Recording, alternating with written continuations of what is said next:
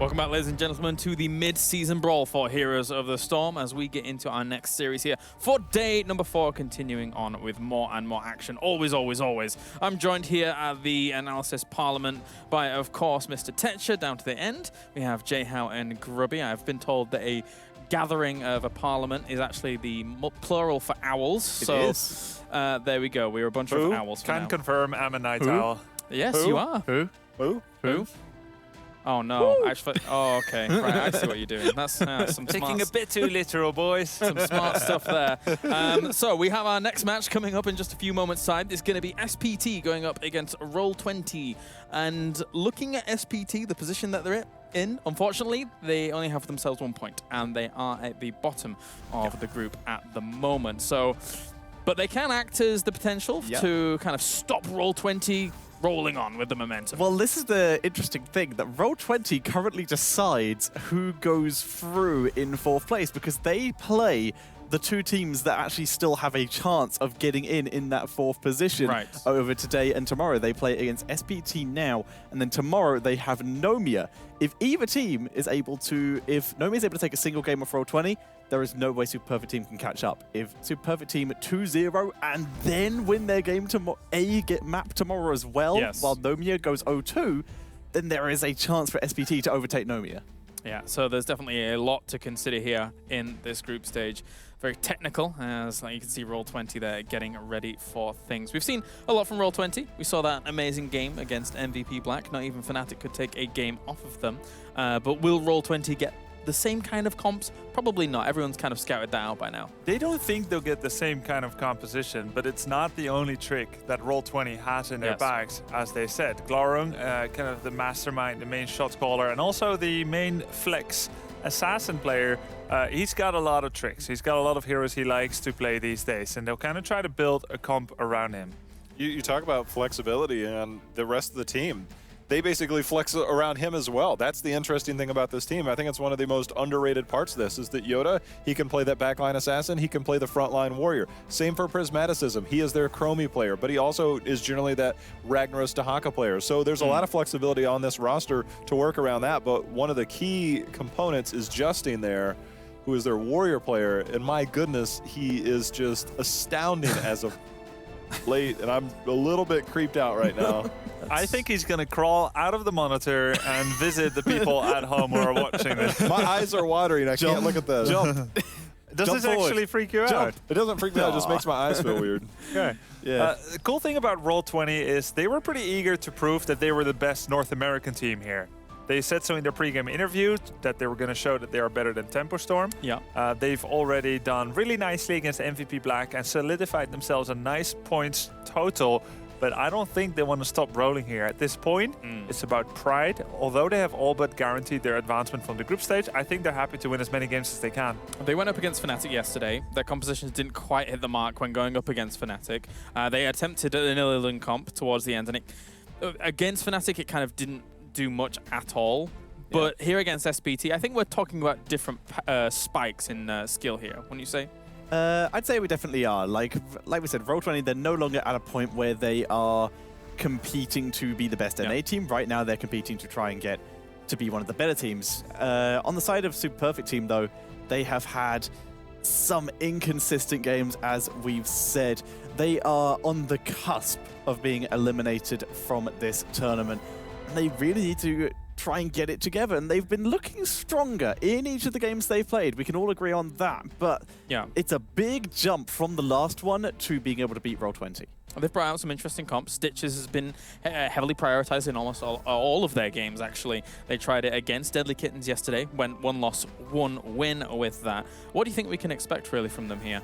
Well, that's the thing. You can't really know what you're going to expect. I feel like every time I'm up there with Tetcher casting these guys, he will bring out something that I have never heard of before, even though I have thousands of games of Heroes of the Storm on my belt. I've watched hundreds of Heroes of the Storm professional games, and he's like, oh yeah, they run Twin Blades Variant. Oh yeah, they run, and so on. I don't want to give everything away, but like, we saw Twin Blades Variant. We did. It didn't last very long, but we saw it. It was glorious. It was furious for a little while.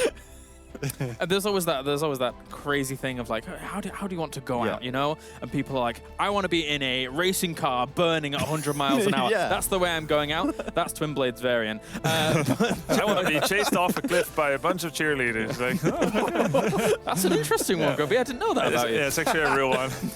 But it's a real option once you get that option. Yeah, you tick it on the ballot box, I see. Jayhow, though, looking at SPT, what do you kind of make of this team?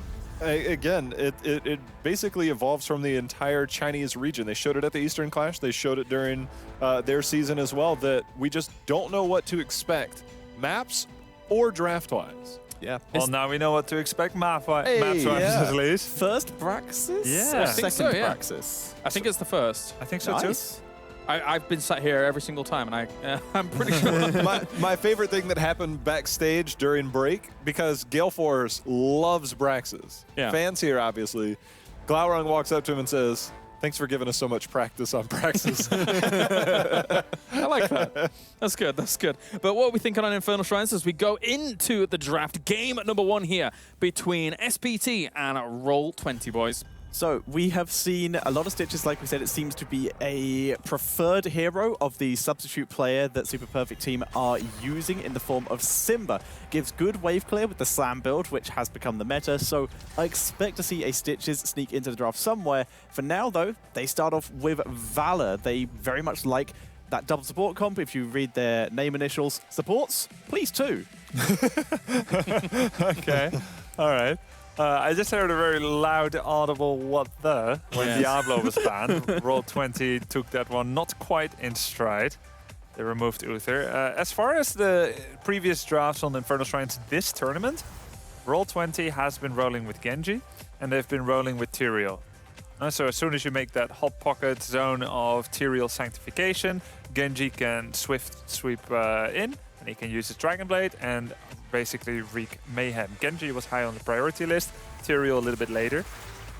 Yeah, Genji is, but it also opened the door for Medivh, and that gives them kind of like a fallback option, right? So they can go Genji, they can go Medivh, we could possibly see a Greymane, but Tyrael and Uther somehow surprisingly made it through. I wonder if one of them is going to get picked up here. If not, is this going to be the Tassadar rotation? Uther's banned. Uther is banned. Oh, Uther was banned.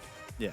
Okay, so Genji, ignore Tyrael that. offer. Yeah, but Tyrael's still available. Well, they have to take, surely their support for Oriel, right? I mean, for Valor to actually assist her. One of them should be Ariel, Yeah. one of their 2 picks. I mean, this is looking like TAS Ariel would be the thing that we expect here at this Right, point right. from the Chinese region, Southeast Asia as well. They really like this combination. You already committed to the Vala earlier than most other regions would.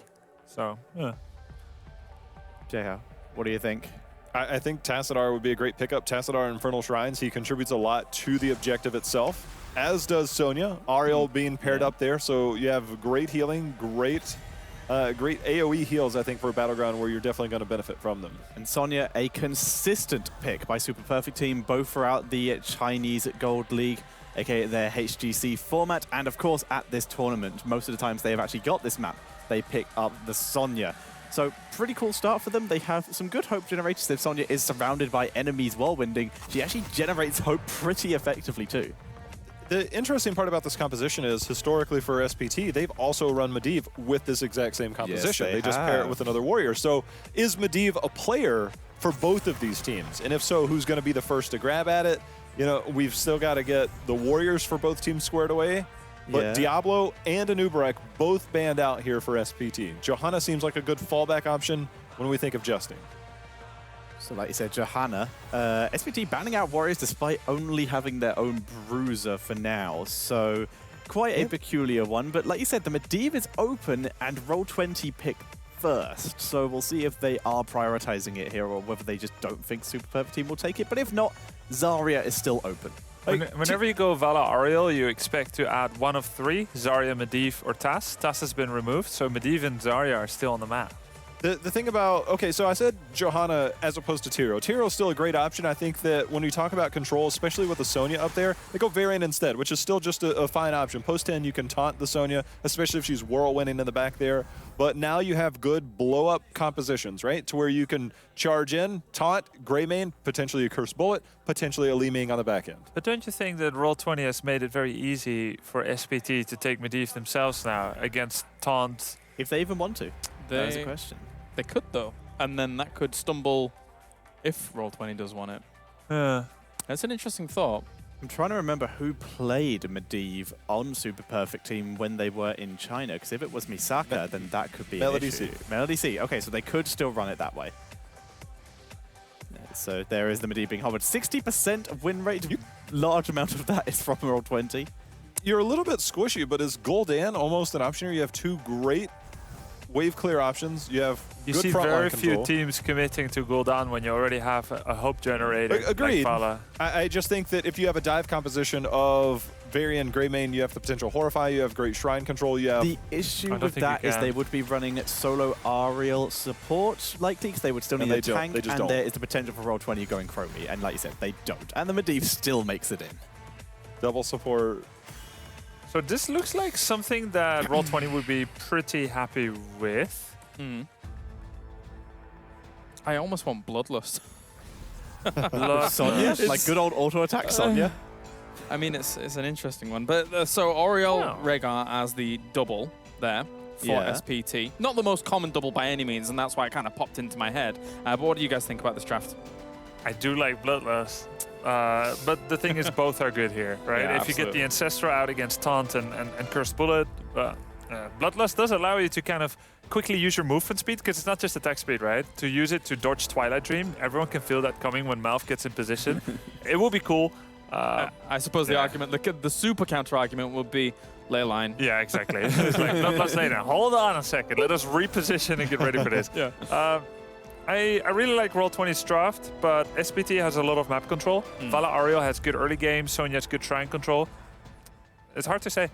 I need to go with prediction set, starting with you. I think Super Perfect Team have some crazy shrine clear, but that Medivh is going to make it very difficult for them to blow up and is going to add a lot of sustain. So I'm going to go with Roll20. I think both teams got exactly what we would assume they would want in their drafts. However, I am going to put my vote onto Roll20. Okay. I liked SPT's draft until Leoric came out. I don't think Leoric has a very long chance to stay alive against Cursed Bullet and so on and everything else that there is. So for this reason, I will go with Roll20 as well. All right, let's check in with the chat as well to see how they have voted going into Roll20 versus SPT. It seems like Roll20 currently eking things out by a pretty steep margin there. So for now, we are going to head over to the casting desk as we have Roll20 and SPT facing off on Infernal Shrines. Thank you very much, Caleris. It's a clash of styles. Roll20 got everything they wanted. We even were a little scared that they might not get their Medivh. They were risking it. Yeah, it was a greedy draft for Roll20, but the call out here paid off over Yeah? SPT. They, in fact, did get the Medivh, but in the blue, SPT representing China, we have Chen Xiao on the Vala, Wings playing Sonya, ZZH on Ariel, Melody C on Rhaegar, and Simba playing Leoric. And playing for Roll20, representing North America, we've got Yoda playing Dahaka, Buds playing Malfurion, Justing on Varian, Prismaticism playing Greymane, and Glaurung, of course, playing Medivh. Of course, the Varian Medivh was the first iteration we saw of North American Medivh play, specifically here with Roll20. Yes. It later became the Diablo, so this is still, the SPT definitely did the research. They banned out the Diablo right out the gates. Roll20 is still feeling comfortable, Justing so impactful with his taunts. SPT, it'll be the first time we see this particular composition, Roll20 even getting their Medivh, since they were able to shut out MVP Black on day one with this composition. So SPT feeling confident that they have what it takes to beat it. They do have a Leoric with a lot of clear. They have just a lot of clear in general. They have a strong duo between Vala, Ariel, as well as the double support to try to just keep Sonya and Vala doing what they would love to be doing. And I want to point out the fact that I think a huge selling point of this draft specifically for SPT is going to be the fact that they have themselves Simba. He is on Leoric. I feel like every time, oh, nice drag coming out here early. The root is going to be there to zone out, but spinning is Wings. He is going to be just fine here. But back to Simba. Anytime we can get him on a less micro-intensive hero, anything a little bit less mechanically demanding, I think it will benefit SPT's odds here in this game. So having him on Leo, it's very easy to have high impact here in this game, and I think that will really show in the later parts of this match. I've seen SPT run March of the Black King instead of Entomb in the past. Yes. Do you think that that is going to be something to consider here? Because there are so many ways of keeping the person inside of an Entomb safe. Yeah, it's really interesting to see that, because then the counter argument goes, well, Leyline's a good counter momentum, having the shield onto the singular target that actually gets entombed, and then you have a portal. Like, every part of Entomb is kind of soft countered here by that Medivh pick. So I'm going to leave it as I don't know.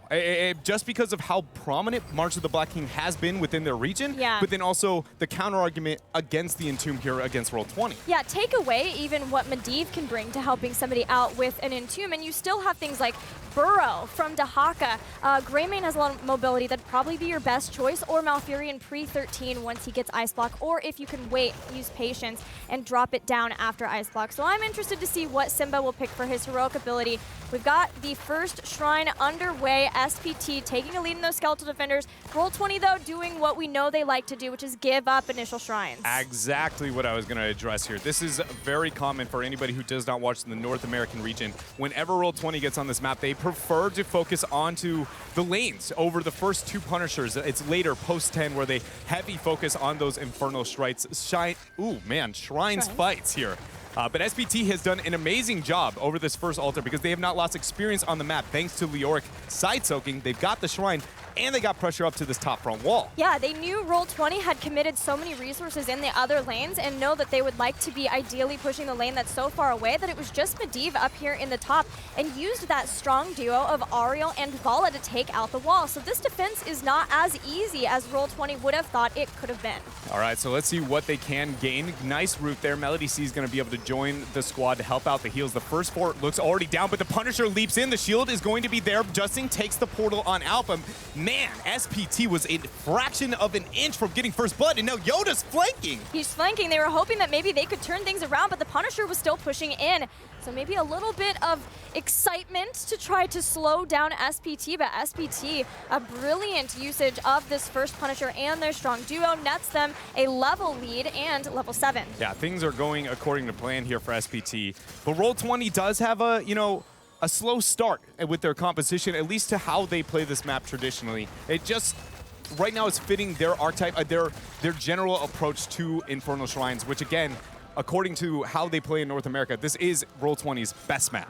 It definitely is. They love this battleground. Next would be Battlefield of Eternity, but Infernal Shrines all the way. So much so that a lot of people just flat out ban it against them, because they really do not want to put up with Roll20 style. But I want to commend SPT, because I do feel like Roll20 is under a lot more pressure than we maybe have ever seen them try to do this before. Absolutely, and they're just not letting Roll20 kind of hang out. And this is a huge criticism I've had all year with North America, is when the objective is down, nobody really does much to gain anything. But China, we know that they almost are never not gaining something. They're ready to go. These guys are so aggro. And already SPT, obviously the top Punisher, they had an advantage there. But look at, in this downtime, they are looking for front wall after front wall. And that's pressure Roll20 is not used to within their own region.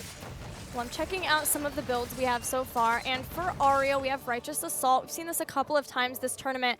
A couple of different pairings. If they're going the Swoi route, they could pair it with Converging Force that can help with trying to interrupt some things, especially something like Twilight Dream, but also Blinding Flash is a possibility since they are up against Greymane. But I know you're excited about this one, Poison Spear. Yes, the Sonya Poison Spear. I absolutely love this talent. It's typically, it's Signs of the Leap.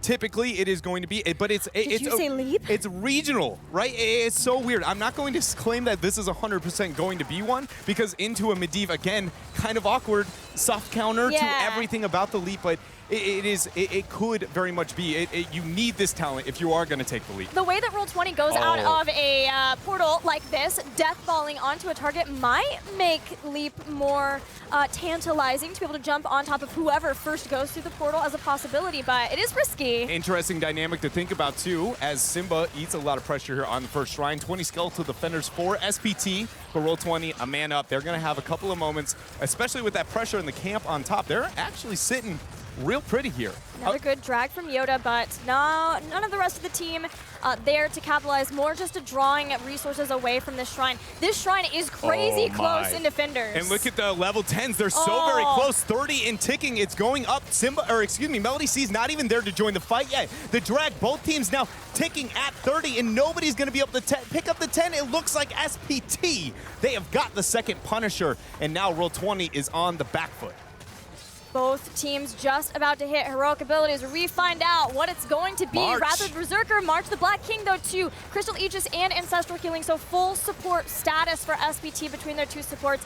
Even getting Rain of Vengeance over Strafe to try to slow people down, catch people out of those portals like we mentioned. Over on the other side for Roll20, things looking standard here and getting adaptation instead of isolation. Now the Punisher leaping over, actually hitting 2 people and hitting Buds. That forces a ley line and a portal play here. A little bit of sloppy movement here out of Roll20, and it costs them cooldowns and a fort. You can tell that they really don't want to get behind. Yes. They want to start the fight, but it's just a little too fast before the Punisher has been taken down every single time. But every shrine now has gotten closer and closer to Roll20 being able to get it. Once some stacking talents start getting done, once we have Incendiary Elixir finishing for Prismaticism, and especially once Master's Touch is finished, we know how much Glaurung and the rest of Roll20 will turn it up. Yeah, and they do have, the portal and the taunt online. This composition is waiting for the 10 mark. Speaking of, it's here. Varian goes in, gets the taunt now onto Sonya. Wrath of the Berserker pops, so she is fine. Spinning, Twilight Dream is going to be used, but she got an Ancestral. Right now, Sonya there is doing all right, but now the slow. Nobody able to go in, and March the Black King flank from the side. Everyone has to run away. Drag catches him at the end of it, though.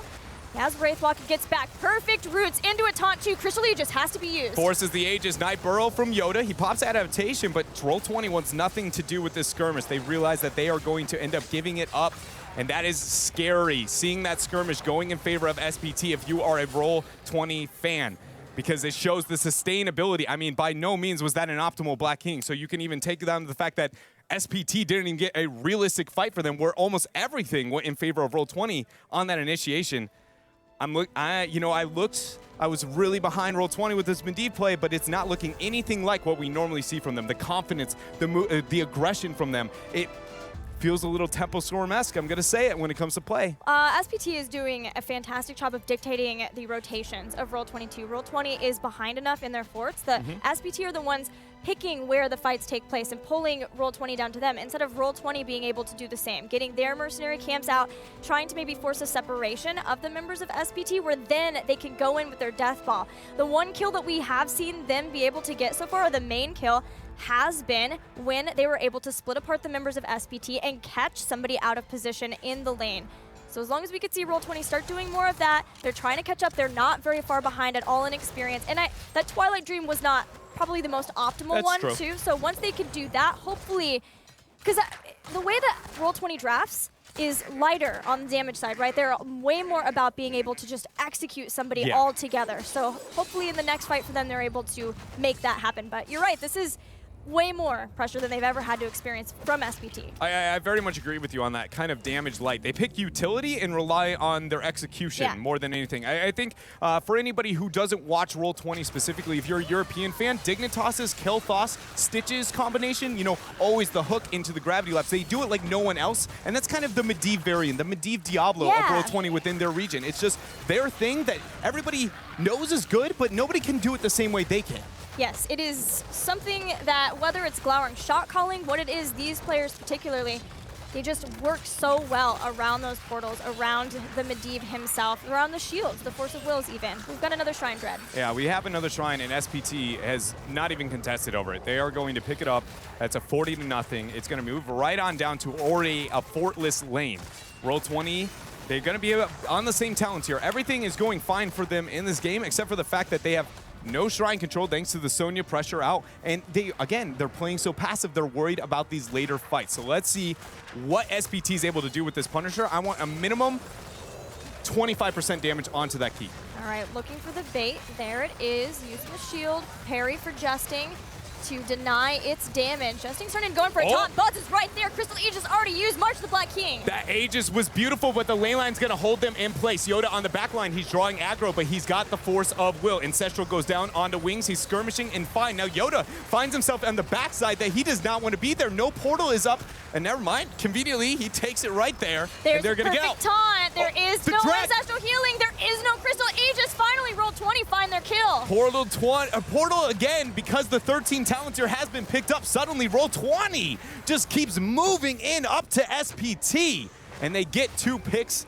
Man, as you can see why, you know, whenever Roll20 finds that 13 with the Medivh, finally getting the double portal talents, suddenly the mobility and the skirmishing with the variant and the taunts, it's very hard to deal with. And now SPT has kind of gotten that first taste, but I'm not counting SPT out. They have done so much right into this game that I really think they'll find a way to adapt in the middle of this match. Yeah, I'm not counting them out either. They are the ones who have a significant structural advantage, and they are bringing in something, the types of plays, March of the Black King, that Roll20 just haven't experienced before for this time. So we'll see how they're able to take fights, but they definitely need to make sure that they are able to always have, if they're in fights, something, whether it's Ancestral, whether it's the Aegis, because somebody, if Varian finds an opening, Justin will take that very quickly. One way we could look at this map for SPT to really kind of punish.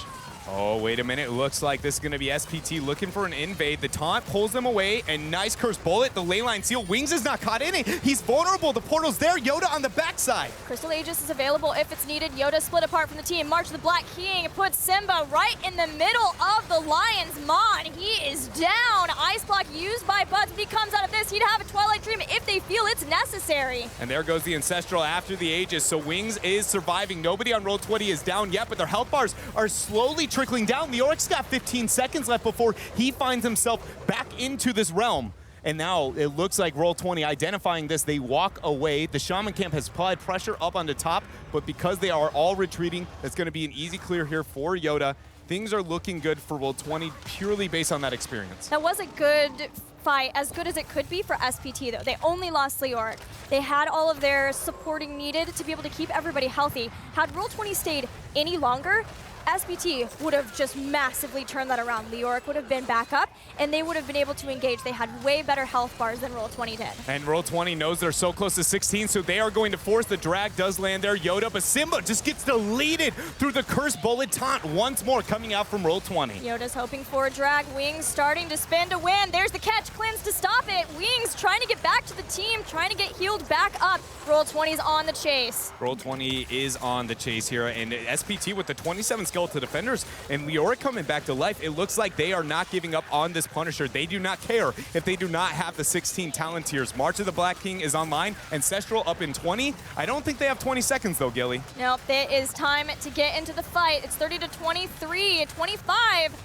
But Leyline Seal has been used to buy some more time. It is so close on the shrine. Simba's once again caught by Roll20. But 2 skeleton defenders away from the Punisher, and now SPT find themselves with it. Yoda's so very low. Actually, Chen Xiao actually gets the pick there with Vala, so now Roll20 is not only down a member, SPT's only dead member is going to be the Leoric. They've got the Punisher, and now 16 Talontier. Another keep to be pressured for Roll20. They have not won a single shrine. So much gets focused into Leoric every time, and SPT are somehow making it work even though they're losing him. And I don't know how to say this, but this is only going to get worse. Leoric likes the late game. That's what he wants, you to focus him, but the taunt comes out, forces the Aegis after the Curse Bullet. Twilight Dream coming out from Buds, but the Punisher with the wham, bam, the slam. It doesn't get a kill, but my goodness, SPT had everything but the game in their hands for a moment. Man, the Punisher joining in on the fight there was a scary moment for Roll20, but they stabilize. And now, as we know they love to do, after losing a Punisher, they're looking for the fight. Taunt hits. Sonya is in deep and gets taken down. The drag was the thing that sealed the deal here, and so much pressure onto the map against Roll20. ZZH now caught out. That is another member dead for SPT. But the question is, what can Roll20 do with this? They have not gotten a single objective. Every structure remains standing on the side of SPT. So yes, though it is a grim moment when looking at the HP and the members alive, the map is still very much saying SPT is in control. Feels like it's their game to lose at this point. Melody C, you monster. Chin Xiao is there too. Nobody recognizing this, only Leo on the map. Roll20 trying to steal a camp, but I can tell you this, Shaman are far better than getting a Khazra. Yeah, being able to deny that for a potential split push later parts of the game, that is huge.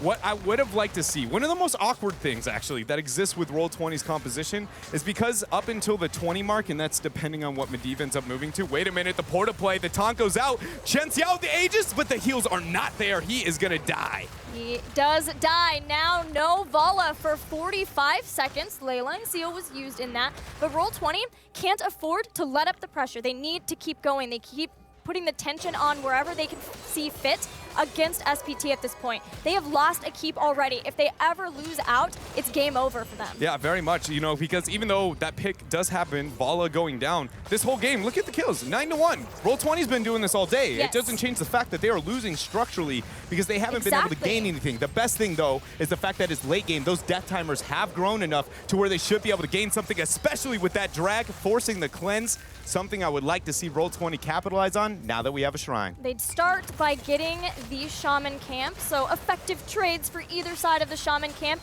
And I love that Roll20 is choosing to push this lane hard while they know that that cleanse was down. At least take out the wall so the defense of this fort is far less once they get the shrine. But they need to get this shrine. They have to get it. They very much are going to need to, and Yoda is still a side-soaking, trying to apply pressure on the map, rid of the catapults, so Roll20 can dance on the shrine for a long period of time without losing anything. So now he decides to join, so is Leoric there. Simba ends up hitting a W, but this is the fight. SPT, if they win, they could win this game. Roll20 just want to win the fight, then they'll deal with the shrine. March of the Black King again is going to put Leoric in the line of fire, which is a quick death, but that's more.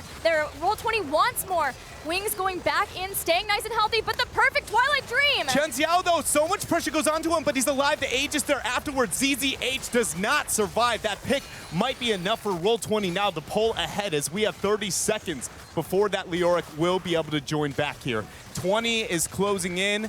This window should be enough to give a skeletal advantage to Roll20 to where this is now a keep play for them. You know, maybe even taking out the fort beforehand. Now that they realize with this 20 advantage, they've got a lot of time to open up this map. You could tell Roll20 is realizing that they can't just kill Leoric and be fine with that. Yes. They had to get another kill before they could focus on the shrine.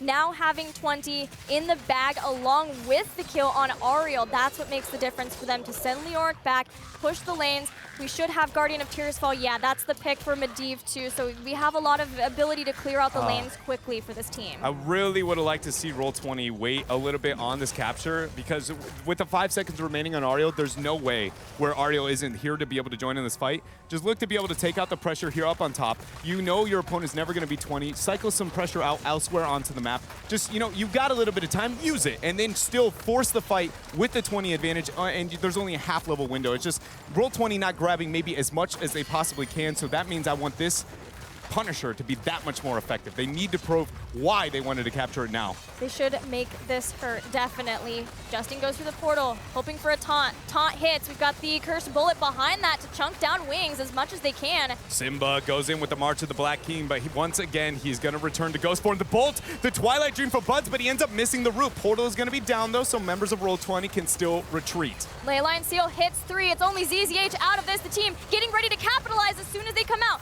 Crystal Aegis has now been used, but underneath this, a root. Ancestral Healing! It does land, and Wings, he spins, he's alive. That would have been enough for possibly Roll20 to end the game, but there, with the Ancestral, that is enough to keep him alive. ZZH making the plays when it matters, keeping SPT in this game. What the heck? That fight was so beautiful because that Leyline Seal, we knew after, okay, so what Roll20 was thinking, you get the kill on Leo the same way they have, then you Leyline to be able to force the fight, but the one thing that a lot of people don't realize with Leyline Seal onto this map, because when you're Leylined, you're untargetable. There's no way you can reset the cooldown of the Punisher. The minute you return back to the world of coding, you know, you're back into the game, the minute it scopes you, it's like, I'm punching that dude. Stacked right on top of 2 members of SPT. It was such a beautiful opening for Roll20, and the fact that that was even recoverable on the side of SPT, I am beyond impressed. SPT has been here every day, improving to this point now, trying to take out Roll20, trying to claw their way back into this group, finally getting their first victory yesterday versus Deadly Kittens. Can they get a victory over Roll20 here? That's the question, especially over Roll20 in the composition we know that is perfect. It's perfection to them. It very much is, you know, their play style. They got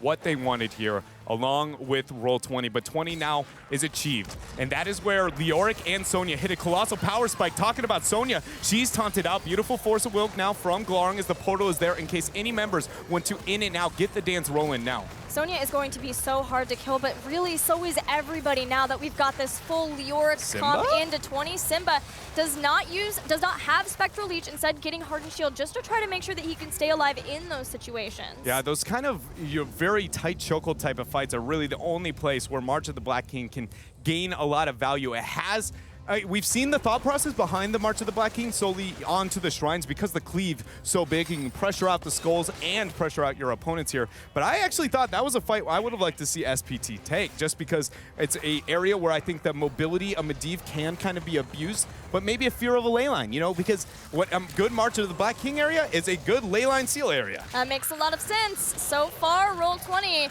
have the advantage in the pure strain that they've put in the lanes with their mercenary camps. SPT have cleared them out some, and they're going to leave Leoric in the top.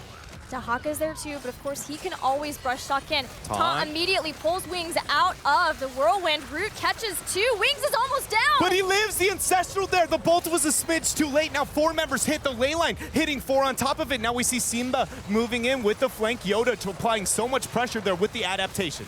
They're still trying to go after whoever they can. They catch a drag on ZZH, but it's not enough. March the Black King right in the middle of the team. But that's Simba's only down. Leo. That's only the Leo dead. We've seen that Roll20 needs something else here. 5 seconds, or excuse me, 5 more skeletal defenders. They're zoning the members of Roll20 out, but they know with that 39 and counting, this is their Punisher. Leoric, 45 seconds left, and catapult pressure now on SPT's core.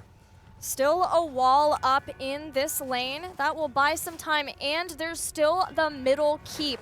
So SPT have the potential to pull this Punisher over, and they will need to do it perfectly because behind this Punisher is a portal and a Varian hungry for a victory. Very much so, and you know, even if it gets baited, oh man, Wings, the cursed bullet rotation once more going into him, and sadly with only Leoric being the other frontliner, Sonya's the best target. You know, you want her to be healthy to be able to move in here, but SPT's composition, it's struggling. Now the keep falling below 50%. This is the moment. Can Roll20 get the picks they need to be able to end this game, or will SPT once again get a miracle save? Varian threatening everybody out of being able to defend this Punisher. Wings starting to move in. He's gonna dive in. A lot of heals coming out. Wings eating the pressure. There goes the AoE supporting. The adaptation is now used for Yoda. The Punisher down 35 and counting, but Melody sees it in a bad spot in that ley line. There is no Ancestral yet for a few more seconds, and it doesn't matter because Rhaegar is down. So is Leoric. 2 kills for Roll20. The Punisher jumps on 2 in the back. Go ahead and get the setup there. The portal is the follow-up, and now Chen Xiao eats the Aegis, but now this is going to be it. Roll20 finds the picks they need. 5-0 at the end, 18-1 in terms of kills, and find themselves game number 1. I have to say though, SPT really brought it to Roll20 for a composition that pretty much everyone here has been unwilling to play against since seeing it in game number 1 versus MVP Black. SPT did remarkably well. I completely agree. So much so that away from the best map that Roll20 has, period. So much so that most North American teams won't even let them touch it. Along with the Medivh, most international teams now won't let them touch it. If this is, you know, the next game, SPT just goes, we're going to take Roll20 off their comforts. I'm not sold that Roll20's got this game. SPT put up a fight. Yeah, and we know that the next battleground is going to be SPT's pick, and it's an unorthodox one, so I'm really excited to see that. But before we get to that, let's break down game number 1 with the analyst Concave. There's so many names now. It's fantastic. So you remember previously we were talking about, you know, how you want to go out, you know, driving a car 100 miles an hour, twin blades variant.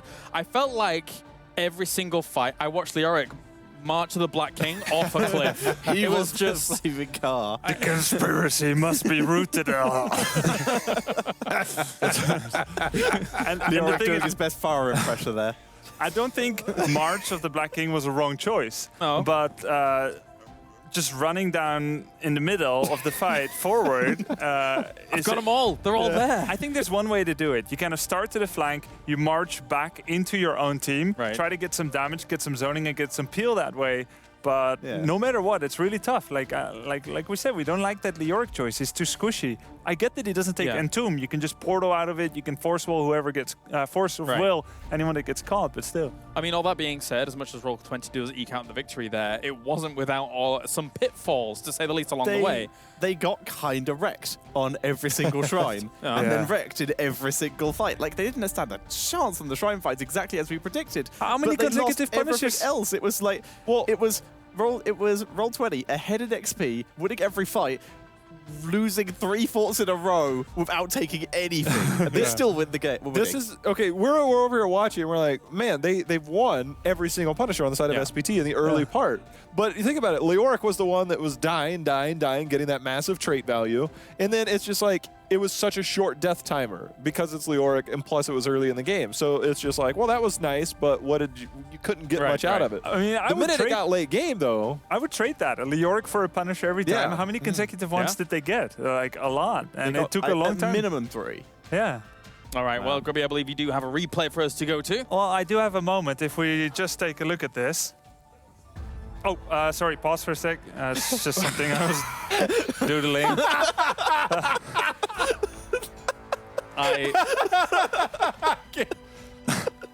So if we could just go back and pretend it never happened.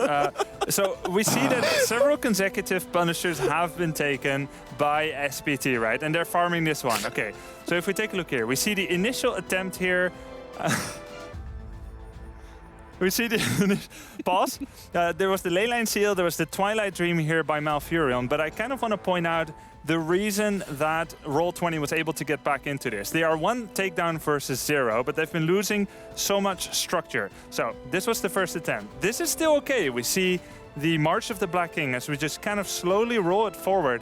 We see a lot of layers of protection. We see Dahaka here coming in with the flank, but there is a moment where suddenly Serenity returns to the side of SPT. At this moment, it's scary for them. As we pause for a second, just roll it back 1 or 2 seconds. Varian, right, with his level 13. You see this little plus here? Anytime you see that plus, there is a healing debuff. It works on everything. Sonya's whirlwind, when she goes spinning, anything. All the healing from Rhaegar, from Ariel. So it's very strong. But Serenity returns as we roll it forward, and Dahaka realizes that he can no longer stay there, and he wants to return to his own team eventually, because everything is working out here for SPT. Now, the way it works is that once your Punisher dies, as we just pause it for a sec, teams realize, okay, Punisher dies, this fight is over, so we're gonna pull back. And you know what? SPT would have a massive advantage. They are ahead in structures. But something happens, right? First of all, the thing I wanted to say, as we pause it for a sec, Roll20, they've been trying to force a fight while the Punisher was still alive, because they know teams leave when Punishers are on the last 10%. We are in a situation where the health bars are tiny for Roll20, and they are alive, but they have been using all their survivability. And Chen Xiao, he's basically bullying away Greymane, and he's bullying away Justin, right? So what the blue team now needs to do is to get the heck out of dodge and to go control the map. There's a bruiser camp available. There's going to be other camps available. They can fan out. They can set traps. But here's what they do. Look at Chen Xiao. Chen Xiao, as we just roll it a bit faster forward, we see he is greedy. He wants to put more damage. There we go. Auto attack. He's going to go attack Larung. Suddenly, this is the key moment. Justin finds the chance there to do the charge. We get the taunt. We get the drag on Vala, and then Ariel. Ariel's fine, but suddenly she goes around the corner, and Roll20 says, okay, Ariel wants to die as well. We get that kill, and this is where they were basically able to start turning it around. Very nicely done to actually force a fight while the Punisher is still up. It's unideal, but timing-wise, counterattack-wise, it was important. It's a good likeness, isn't it? I'm trying not to think about it. I had to dry my eyes a lot from laughing so hard. Could you focus on the analysis at all? Oh, absolutely, yeah. I mean, it was a beautiful bit of analysis, but to Props be to your honest, professionalism for like keeping that going. That was great. overall, though, I'm glad that you're getting involved with the rest of the players, you know, painting and, you know, drawing their favorite heroes. Thank you, Grubby. You're a darling. Let's get into game number 2 here in just a few moments' time. We're going to be on Braxis Holdout, a map that we have not seen yet between these